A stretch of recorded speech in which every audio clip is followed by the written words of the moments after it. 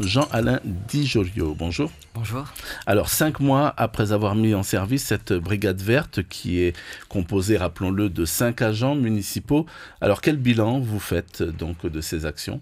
C'est un bilan plutôt encourageant pour le moment. Ça fait que 5 mois, donc on vient de passer la période de rodage notamment. Ça représente un travail quotidien assez conséquent. On a sur le dernier trimestre, on est déjà à plus de 160 saisies, c'est-à-dire signalements. Des gens qui nous appellent, que ce soit des administrés, des entreprises, des gens qui traversent la commune et qui nous signalent justement des dépôts sauvages, des problématiques particulières de dépôts de déchets, mais également de pollution diverses. Il n'y a pas que les poubelles, ou en tout cas il n'y a pas que les déchets au bord de route qui sont signalés, et qui donne lieu à chaque fois à une intervention de la brigade qui se déplace, qui matérialise les faits, qui fait des rapports, qui fait des investigations. Alors, on peut rappeler les missions précises de cette brigade ? Oui, en synthèse, c'est essentiellement d'abord de faire de la médiation, en tout cas de l'information, de la prévention auprès des administrés et des entreprises de la commune. C'est ensuite de faire de la réparation. C'est quand on constate des dépôts, il faut les enlever. On est sur une logique où un petit tas d'encombrants, en tout cas un dépôt de déchets, va s'accumuler au fur et à mesure. Donc on essaie de traiter les incivilités dès leur naissance, dès le début. Donc il y a une partie de traitement. Et enfin, le troisième pilier, c'est la répression qui est nécessaire. Oui, parce que les membres de la brigade ont le pouvoir d'émettre des contraventions. Oui, justement, la force de notre brigade verte, c'est qu'on a intégré à l'intérieur un mouteuil, en fait, de la police municipale, qui, du coup, lui, est assermenté et donc patrouille avec la brigade en uniforme. Alors, quand on parle de pollueurs, ici, on parle de qui ou de quoi exactement ? Est-ce que les petits déchets, vous mélangez tous, les petits déchets ou les gros encombrants abandonnés sur le bord de la route, c'est pareil ? On fait un traitement différencié, bien entendu. Comme je dis, il y a d'abord on essaye au maximum de faire respecter le calendrier de collecte pour les déchets verts et les encombrants au bord de route. Donc là, comme je disais tout à l'heure, on est plutôt sur une logique d'intervention rapide pour éviter que l'État s'accumule et déborde et crée des situations d'insalubrité. On a parfois des enquêtes un peu plus poussées sur des abandons de batteries, par exemple dans les rivières, sur des entreprises qui viennent déposer des encombrants, des déchets de chantier, etc., dans des sites préservés. Alors j'imagine que ce n'est pas toujours facile de remonter jusqu'au propriétaire. Lorsque vous le dites, une simple batterie, par exemple, les investigations, elles consistent en quoi là ? Quand on est sur des batteries abandonnées en bord de route, évidemment, on fait une enquête de voisinage assez rapide. Tout dépend le lieu. Il y a des endroits où il n'y a pas de riverains. En général, effectivement, sur ce type de signalement, on n'a pas de remontée, on ne peut pas identifier les personnes. Donc on reste sur de la réparation. On retire les batteries, on les ramène au parc matériel où elles sont stockées. On peut rappeler à ce stade quels sont les risques qu'encourent donc les personnes qui abandonnent comme ça leurs déchets sur le bord de la route.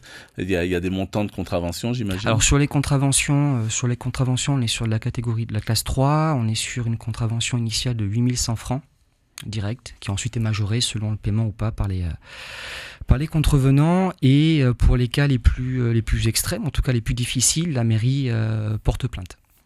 Oui, et il y a eu beaucoup de plaintes jusqu'ici ? Alors pour l'instant, on n'a pas porté plainte pour le moment. On a délivré les premières contraventions au mois de décembre. Ça continue, on en a eu hier encore, on en a eu une qui a été délivrée, et ça continuera progressivement. Allez-y. Oui, on souhaite avoir une montée en régime progressive par palier, en fait. Voilà. Par palier, c'est-à-dire ? C'est-à-dire qu'on a pris le temps des 3 premiers mois pour roder le dispositif. On a attaqué en décembre donc la partie sanctions, et au fur et à mesure, on sera de moins en moins, je ne vais pas dire tolérant parce que ce n'est pas le cas, mais de conciliant. Voilà. Il y a si on observe comme ça un peu donc les maïnas, il y a des coins où on entrepose traditionnellement beaucoup plus, on abandonne beaucoup plus ces déchets. Oui, comme dans toutes les communes, on a des zones noires, des zones à risque, qu'on surveille. Du coup, on patrouille très régulièrement, en plus des patrouilles quotidiennes à la fois sur la plaine, sur les hauteurs, sur les fonds de vallée. Les endroits qui sont connus, je ne vais pas forcément les révéler pour inciter d'autres personnes à y venir, donc ce sont les points qu'on traite aujourd'hui par de la présence active et sur lesquels on envisage des aménagements aussi pour les sécuriser et mettre notamment des caméras de surveillance pour pouvoir prendre en flagrant délit aussi les contrevenants. Une déchetterie, ce ne serait pas souhaitable, par exemple ? Tout à fait, et on est justement sur le sujet. Le conseil municipal, au mois de décembre, a validé une proposition de partenariat avec Fenouama pour affecter plus de 10 000 m² de terrain foncier municipal pour justement réaliser une déchetterie et un centre de broyage pour les déchets verts. D'accord, où les gens se rendraient donc selon un calendrier établi donc pour aller déposer leurs encombrants. Tout à fait, on est aujourd'hui dans une collecte en porte-à-porte où c'est la mairie qui vient à domicile. Et l'évolution naturelle des choses, que ce soit à Maïna et dans les autres communes, c'est effectivement d'aller en déchetterie. Ce sont les équipements qu'on retrouve dans tous les pays du Pacifique Sud et en Europe aussi, ouverts en général du lundi au samedi, voire le dimanche, et où ce sont les gens qui se déplacent directement et qui peuvent ensuite apporter leurs encombrants, leurs déchets verts. Je précise qu'on a ouvert depuis le mois de juillet justement notre quai de transfert derrière les parcs immatériels où les gens peuvent venir apporter directement leurs encombrants qui seront réceptionnés, triés et évacués correctement. D'accord, on peut rappeler les horaires ? C'est tous les... Donc et les jours ? Oui, les jours, c'est essentiellement le mardi de préférence et le jeudi, de 7h30 à 15h30 en journée continue. Alors, depuis peu, on sent que les choses bougent à Maïna. Il y a eu cette fameuse chasse aux chiens errants. Je ne sais pas ce que ça a donné jusqu'ici. Ça a été lancé voici quelques semaines. Et puis, donc, ici, la chasse aux pollueurs, c'est quoi ? C'est l'approche des municipales qui vous excite ? Non, ce sont des projets qui remontent à plusieurs années déjà. C'était déjà dans les engagements du conseil municipal actuel. C'est des projets qui prennent du temps. C'est surtout ça en fait. On récolte aujourd'hui les fruits de ce qu'on a semé il y a déjà 2 ou 3 ans. Monter une brigade verte, c'est vraiment pas facile. Punaouia l'a fait en premier il y a déjà 2-3 ans. Ils ont eu beaucoup de difficultés. Ils reprennent aujourd'hui la main dessus. On a fait le choix de partir sur quelque chose de plus audacieux où on a créé un service qui est interservice. Et ça n'existe pas. Ni ici, ni en métropole. Ni en métropole. Et ça consistera en quoi alors exactement ?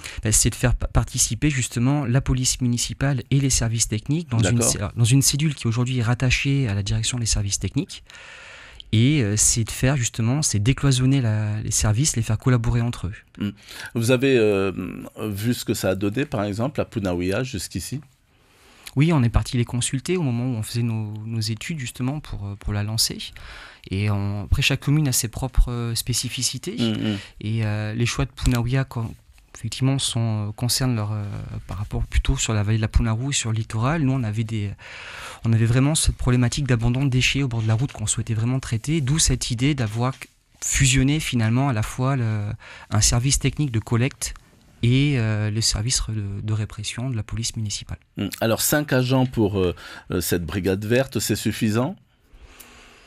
Aujourd'hui, donc, on est toujours sur le démarrage. Je pense que ça serait intéressant qu'on puisse développer l'équipe à moyen terme. La commune est grande. Et la sillonner de part et d'autre tous les jours, c'est un sacré boulot. Et après, l'objectif, c'est qu'aussi la répression fasse ses preuves à un moment donné et qu'on ait de moins en moins d'incivilité. Ce qui vous manque, c'est quoi ? C'est les moyens ?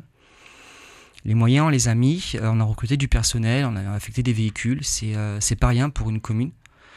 Ça représente un certain coût humain, un certain coût financier. On continuera également d'investir l'année prochaine.